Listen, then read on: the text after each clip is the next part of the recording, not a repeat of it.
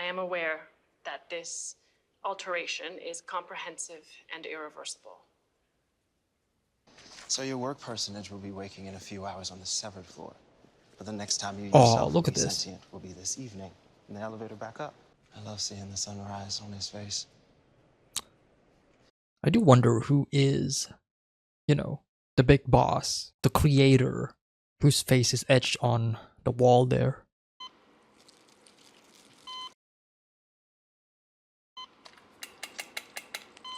Oh my god. Wasn't expecting it, you know, to actually show. And she's conscious while they're doing this. This is insane. Oh. Okay, so they implanted like a device inside of her, and that's how they.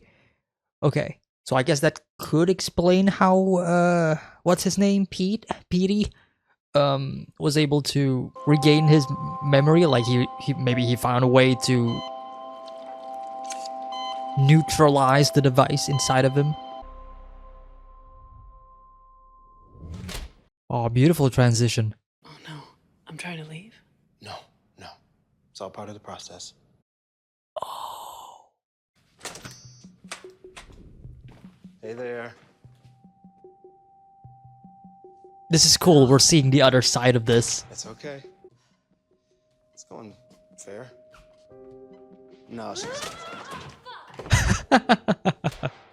This is great that we're seeing like the other side of this scene from the previous episode. Hey, when we heard you were coming here, it was like a miracle. It's amazing what you're doing. It's so fascinating. Like her real self wants to be in there, but the one who... you know what I mean.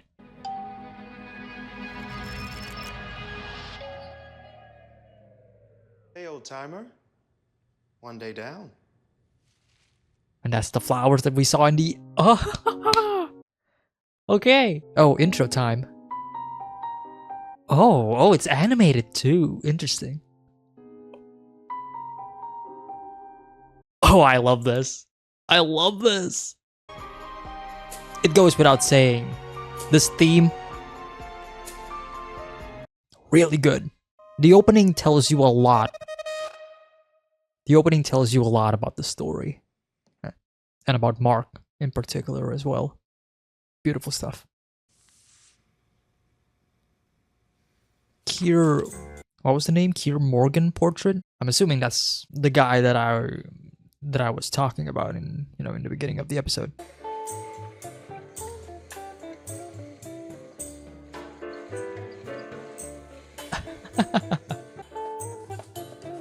Compliance. Oh wow, look at that. Yeah. He was close with Petey as well.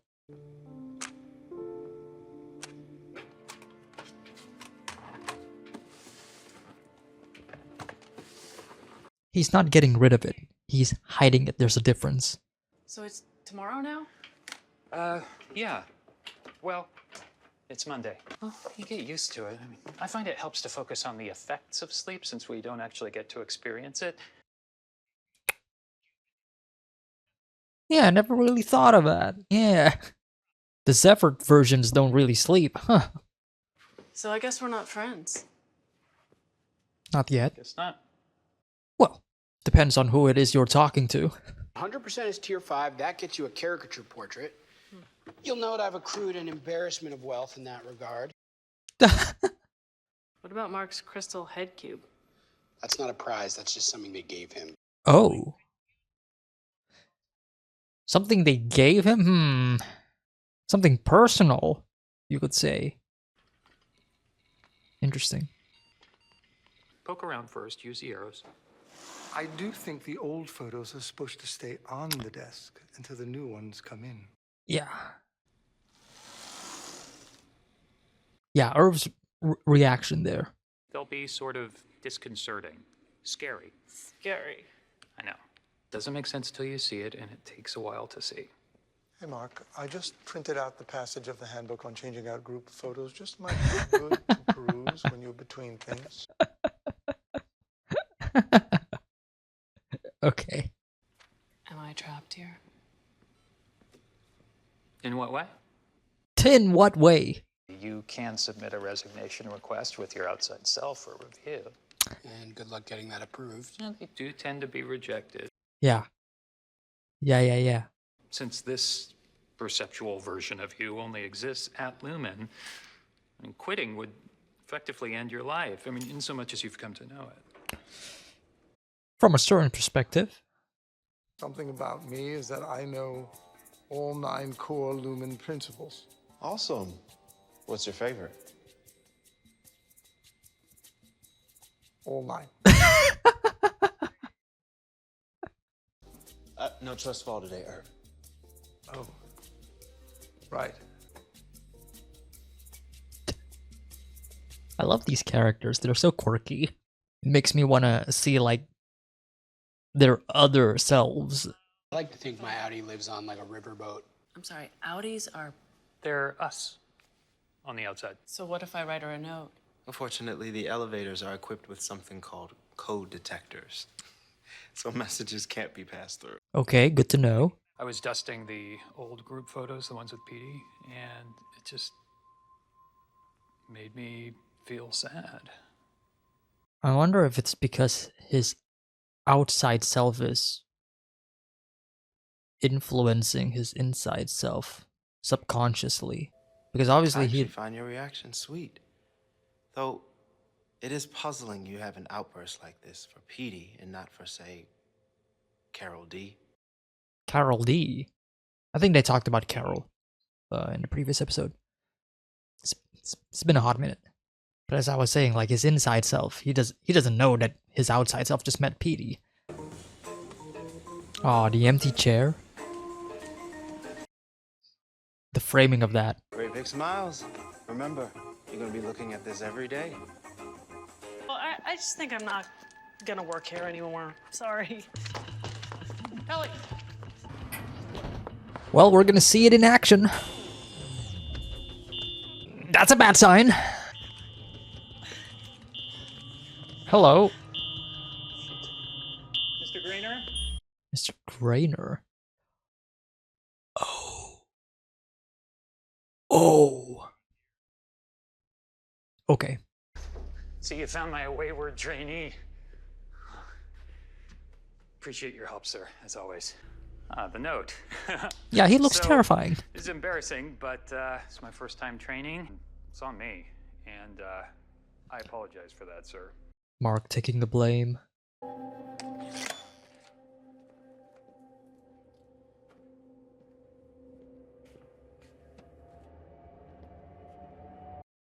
Oh, this is claustrophobic. That's the break room? Like break room or break room? So you're a doula. Midwife, actually. Interesting that she's already there. So is it like 10 a week, like in 5-day work week, or? Yeah, or so. Okay. So, Lumen, Yeah, like half this town. and half of me. That was a joke. Half this town, huh? What if you snuck in a note? You can't sneak notes. So, like, you could have a girlfriend at Lumen and not know it. And if you met someone out here, you wouldn't know it in there. Yeah. It doesn't mess with your head? I think for some people, it's the point. Oh, you see it in his expression. It does get to his head. I mean, the crying in the very first episode, you know.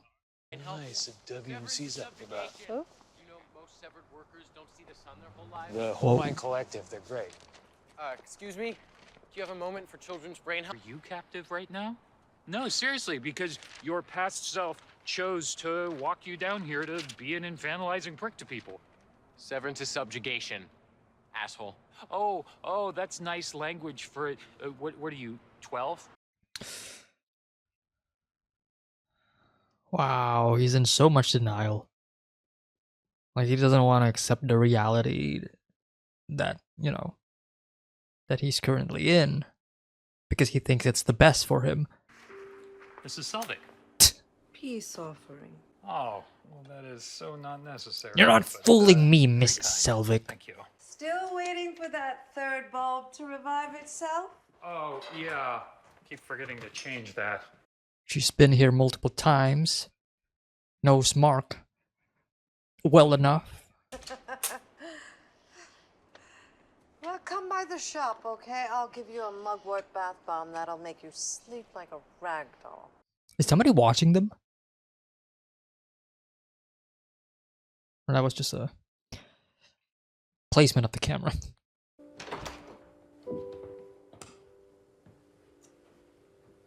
I wonder what the third light bulb actually means in the context of the story, though. Are they talking about like a third personality, perhaps?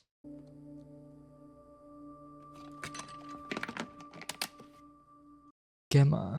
Oh, maybe the lights have something to do with his wife then, his late wife. Let's go. Employee number 4502. Ooh. Scout, what a pleasure. How can I help? Calling I milkshake. actually woke up not feeling terribly well. Sorry, I'm just now calling. You feel better, okay, Mr. Scout? You know, we finish on average 1 in 5 files before they expire, which is better than it used to be before Mark's freshman fluke. Oh wow, look at this. Irving's locked in. There's a sadness in his eyes, though. Tiredness, especially.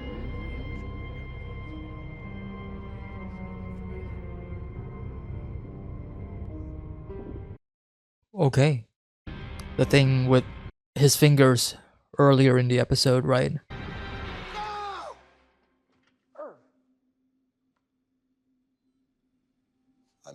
I'm sorry. Irving. Milchek, you scare me. He just appears. Standing there, like he knows something's up. Oh, somebody was here. Somebody's probably still here. Oh. Hello, Petey. What even are these numbers? Like, do we even know what we're supposedly cleaning? That's a good question. My theory?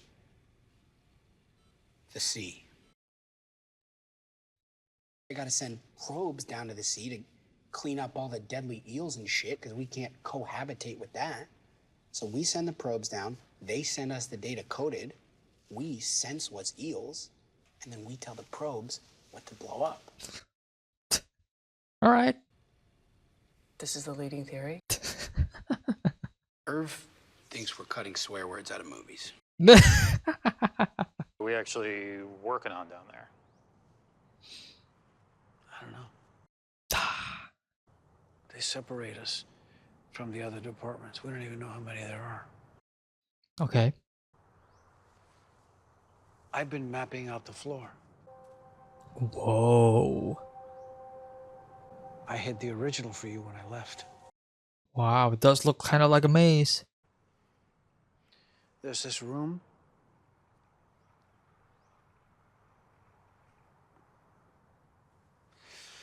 We go in there when we don't act right. The break room? I'm afraid you're not sorry. Please. I truly am. I'm sorry. Please read the statement again. Forgive me for the harm I have caused this world. None may atone for my actions but me. The fuck is that? That's the break room. Okay. Oh, that painting? Oh, I'm sorry. I'm sorry. I didn't think anybody was out here. There he is. Christopher Walken. It's rare to meet a sophisticate. Most people only think of O&D when new handbook totes come in. Well, I love those too. Irving? Oh, hello. Oh, look at this room. What I'd like to do is share with you some facts about your Audi. Because your Audi is an exemplary person, These facts should be very pleasing. Whoa.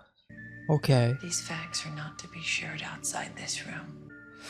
Your Audi is fond of music and owns many records. But I don't know how much of this is real, though. Your Audi is strong and helps someone lift a heavy object. Like, I don't know. Your Audi is splendid and can swim gracefully and well. I'm sorry.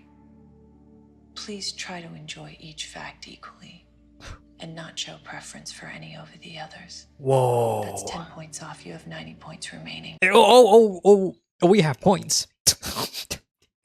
Points. Your Audi likes the sound of radar. Your Audi is skilled at kissing and lovemaking. Oh. I'm sorry. Please don't respond to any specific fact. 10 points off. I was just... Please don't speak further. Fascinating. Like, he can't even enjoy himself during that moment. But it's such a fun concept, too. Is it just the elevators? What? With the code detectors? Or is it the stairwells too? Jesus, stairwells too. Why? No one accepts the resignations. What makes you think they're being delivered at all? You gotta let the info smuggling notion go. I met the O&D department head. Bert? I've met that guy. He's a fuck. You didn't tell him where we are, did you? Bert's not a fuck, and no. Bert. That. Scary number? Why is it You okay? Just fence off the bad data like I showed you. Boom. Fucking refined. All right, Helly. Hip, hip. They were scary.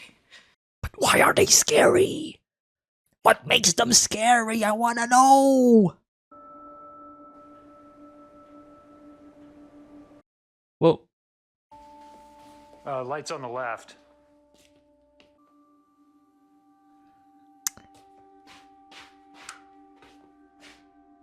I'm mostly worried about Mrs. Selvig, though.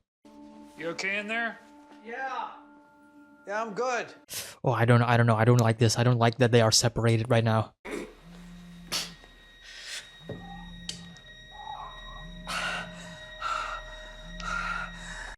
Oh, God. Is it still affecting him somehow? Like the chip that they implanted? Like, is it still there? And it's still somehow, like, killing him or something?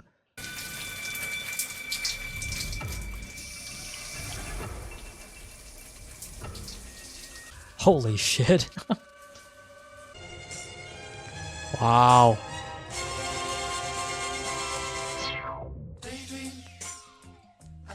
No, that's the end of the I love the ending though. I love how Petey was experiencing like two lives at the same time because he's still trying to, you know, reintegrate as he calls it, but that was brilliant. That was great. Okay. Severance season 1 episode 2. Ooh boy. Okay.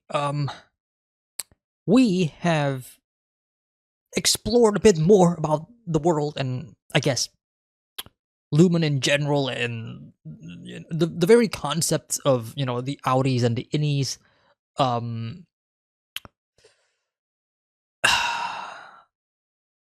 The wellness scene, definitely the episode or the scene that sticks out to me the most throughout this episode. I mean, there's a lot of a plot progression in this episode. Don't get me wrong. There's Mark meeting with Petey again, and we'll talk about that later. But the thing that grabbed my attention the most, in regards to like the wellness check, with Irving, was, you know, when he was given facts, quote unquote, facts about his outie, about his outer self, by you know, the counselor, and obviously I as an audience, we as an audience, we're not supposed to immediately take that in as definitive 100% facts. You know, like I'm supposed to be feeling doubts, you know, and that's like the difference between us, the audience, and the characters that are in the severed floor. Like, they're not supposed to have doubts.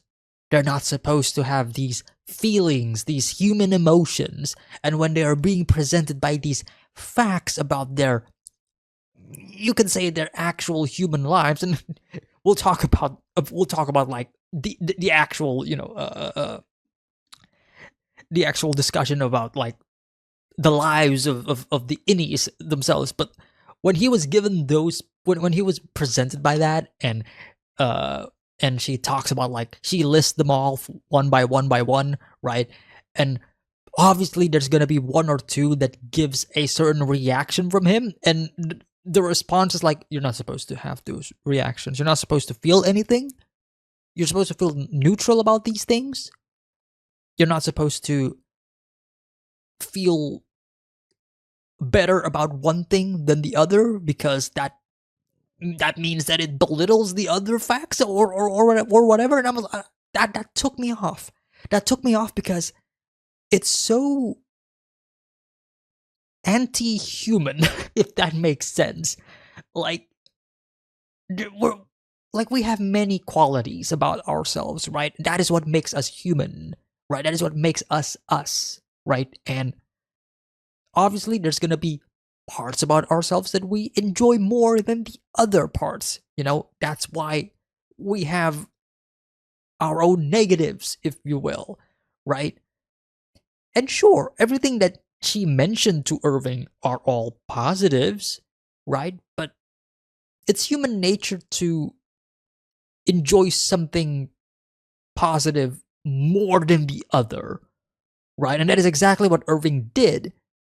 The inner Irving, the severed Irving. And when he does that, they were like, no, you're not supposed to do that. Minus 10 points. Even Irving, like, points? We're doing points? We're doing points. We're doing points now. And it all goes to, it ties very well to, like, the thing that happened in the episode as well, when Mark was confronted, or he was confronting these, I guess, these protesters, these people who were like, I forgot, like, their actual, like, organization name, forgive me, but he was confronting these people who were like, stop the Severance project, or the Severance program that was apparently being this is some good world building as well, because from what I gather, this is something that is legal, at least in this state of the United States, and it's not just in this state, it's actually across the country, if that's what they're implying. And it's they're expanding more, and now they're kind of forcing it upon people. Either way, it's about control, right? It's all about control. It's about the companies owning you as property, and thus they have the ability and they have absolute jurisdiction, absolute power over you, the asset, right? And all of that, just to go back into the Irving scene where he's like, I can't feel anything. Like, he cannot feel anything. He's not supposed to feel anything. He wants to feel something, but he's not allowed. He's not allowed to be human. Because being human, having rational thoughts, having these ideas, having morality, if you will, having the concept of good and bad, because that is basically what is happening, right? Him preferring one thing, one fact over the other, that is him presenting a good and bad thing, right? That is him presenting moral, a moral standing, if you will, of his own facts, right? And you're not supposed to have that. You're supposed to remain neutral. You're not supposed to have these feelings, because you're supposed to be doing exactly what the company is telling you to do, which is to eliminate these datas that we have no idea what it is. And that's like the mystery, right? I talked about it in the previous episode. Petey doesn't know about it. Mark doesn't know about it. Nobody knows about this. The only people who knows about like the data that they are actually doing are, probably Mrs. Selvig. I keep forgetting like she's her actual inner name. Cobble. I hope I'm just gonna say her name is Mrs. Selvig from now. Speaking of. I talked about this in the previous episode discussion, and I still feel strongly about this in this episode. I still think that she has her mind intact fully. Like, she did not enter the Severance project or the Severance program or what have you. Like, she doesn't have her memory wiped or anything. No, she is actually just a normal human being who just so happens to be working at Lumen in the Severance building in that room or in that level, and her task in the outside world is just to observe the people who are in the floor, because you need supervision, right? You own these people, right? The company owns these people. Lumen owns these our characters, right? They're just assets, if you will. It would make sense for them to look out for their assets when they are not within the company's like reach, right? So they should have somebody supervising them, right? Just to make sure that nothing happens to them on the outside world that could affect them on the inside world, right? On the severed floor, right? Because you don't want a situation like this episode where one of them just goes, yeah, I'm feeling sick. I don't think I'll be here today. I'll come by tomorrow. Like that alone. Like when that happened, when Mark said that, yeah, I'm feeling sick. Can I have a day off or whatever? That part of me was feeling like really worried, because I don't know how much Mark can get away with this. Like I don't know how much outer Mark is able to get away with this. Because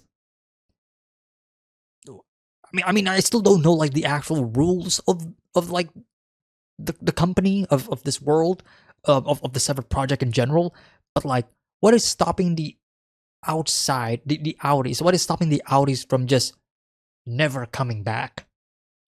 Like what is stopping them from ever doing that? What did they just? Yeah, I'm just gonna leave the country. I'm just gonna leave.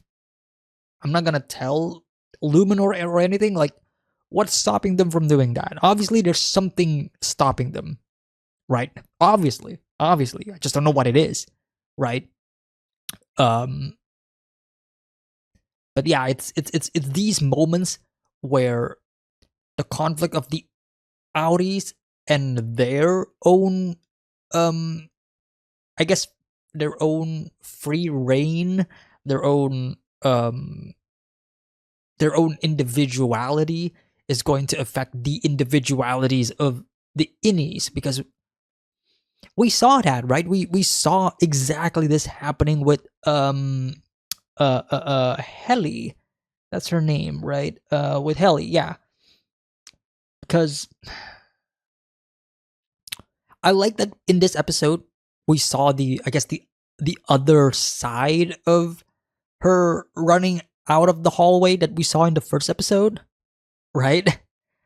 And it is important for the show to show that, to showcase that these two characters, even though they're the same, but they are two different characters because they have two different goals, right? They have two different personalities. They have two different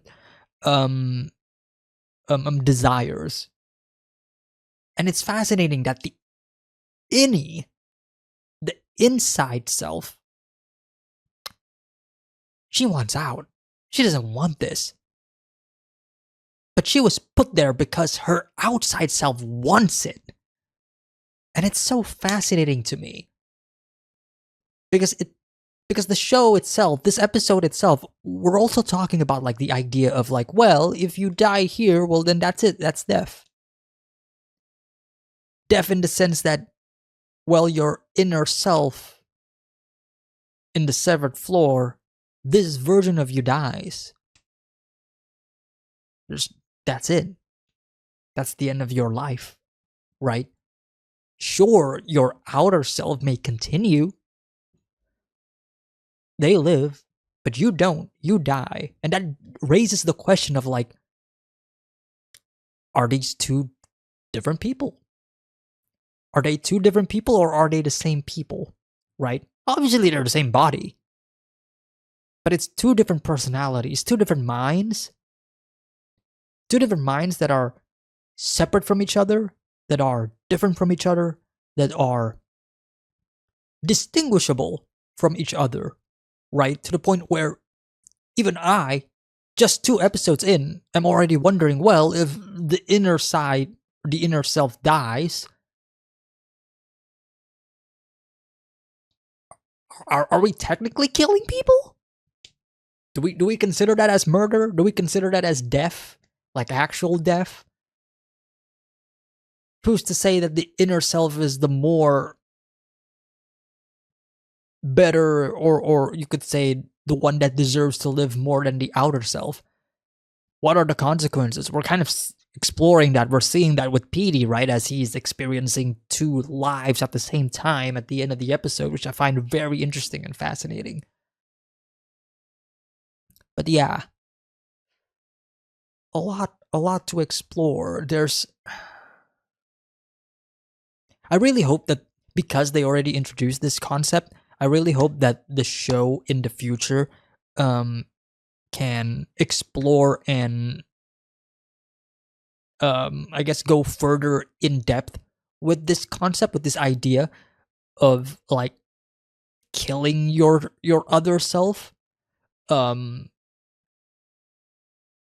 Because, you know, like now I'm thinking about like the possibility of like, let's say we're about to do it. Let's say we're about to remove the inner self, the innies, completely, and the outies are able to basically sever themselves from the building, if you will, pun intended.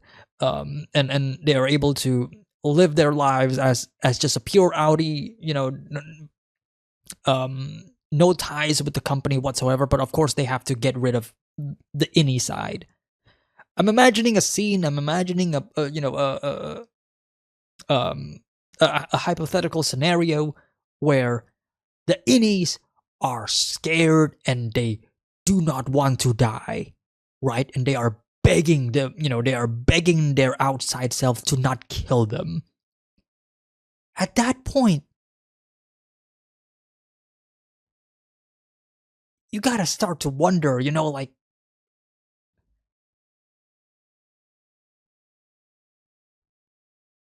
are these people, do they really don't exist? Do they exist at all? Because they exist, but they exist in a bubble, right? They don't exist in the real world. They just exist in their fictional world inside Lumen. But to them, the fictional world is real. That is their lives. For them, like, their entire life has just been there inside of the building, right? And when they are gone, then that's it. That's death, right? It's such a really fun concept to explore and to, I guess, to elicit further discussions about, you know, life, death, I guess the soul in general as well.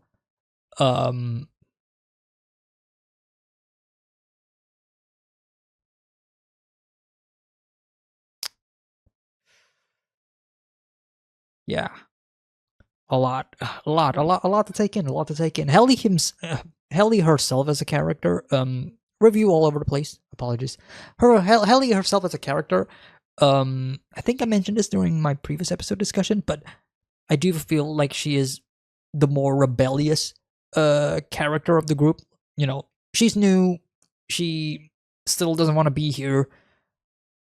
This episode is the first time, by the end of this episode, it's the first time where Hallie actually did something in the office, like, ooh, scary number.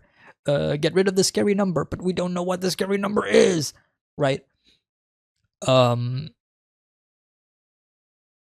I could totally see Hallie not surviving, quote unquote, the first season. And surviving in the sense that her innie self not surviving. Like, I could actually see them actually, what's the word? I can see them succeeding for her, she finally got her wish, she finally quit. They finally let her go. Who knows? Maybe not, right? But she's definitely a prime candidate, a prime subject. Whereas with Mark, I see him more as a character that is willing to sacrifice himself, for others, as is presented in this episode. And in this, when we finally met, the dude Gramer, but when Hallie was in trouble for trying to write a note for her outer self, Mark steps in. Says that, hey, this is my fault. I'm the boss here. I'm the chief of their department, right? So if you want to blame somebody, blame me. This is my mistake. That is what Mark said, basically, right? And that shows character, right? That shows that Mark is willing to sacrifice himself for others, or at least he is willing to take the blame. And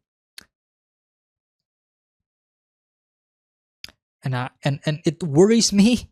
It worries me. Genuinely, it worries me, like, how far Mark is willing to go down this road of sacrificing himself. Because Mark does, his inner self, at least, he seems like a good person, just like outer Mark, right? But that is something that I guess we'll have to wait and see in the future, because again, like, anything can happen with these characters that could alter and change their trajectory. They could do a complete 180, right? I mean, the fact that Audi Mark is trying to uncover the mystery of it all could also lead to a hypothetical scenario where where Mark is just fighting against himself. Like, his outer self wants to stop whatever it is that inner Mark is trying to do, right? I mean, that's basically what is happening with Hallie right now, but just the opposite, right? There's so much. There's so much that this show can do. We're just 2 episodes in.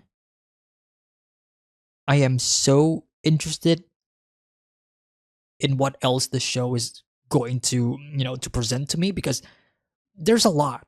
There's a lot to unpack here, and there's a lot to explore, and there's still a lot of mysteries. And I think that's like the best part about the show thus far. I think the mystery of what it is Lumen is doing, that's like the backbone of it all. But like, the current driving force right now is obviously trying to figure out how we can interact between the two worlds, right? That's like the thing that I want to see the most right now, is the innies interacting with the outies and vice versa. And when I say interacting, I mean interacting with themselves. I guess we got 2 instances, right? First was when Mark was on the phone with Milchick. That was like the first time that I've actually seen, at least in this, as far as I can remember, that is the first time that an outie is interacting with an innie that is actually, you know, from outside and inside, not like when Helly was looking at her tapes, because that is just recorded on the inside of the building, right? But no, this is like actual communication back and forth, one line to the other in real time, you know, discussion, right? The other example would be when Petey was playing that tape recording, right? Which at first I thought that was of himself, but I think that's supposed to be Mark.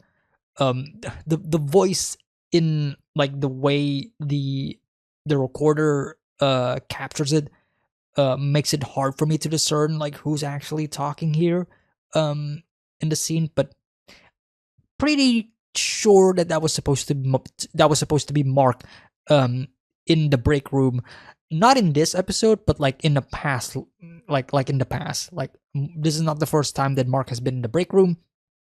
He's been there before. Whatever it is that happened there, it got outy Mark. Like, okay,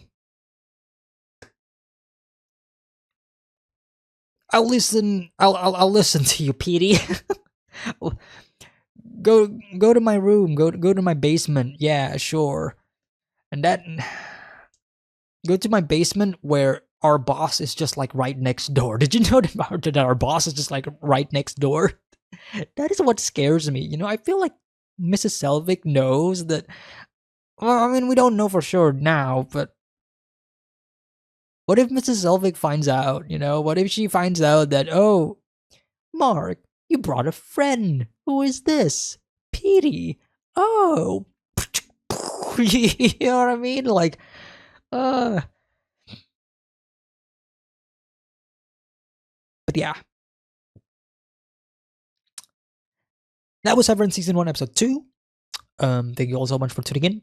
I will see you all next time for the next episode of Severance. Take care, everybody. Have a nice day. Peace.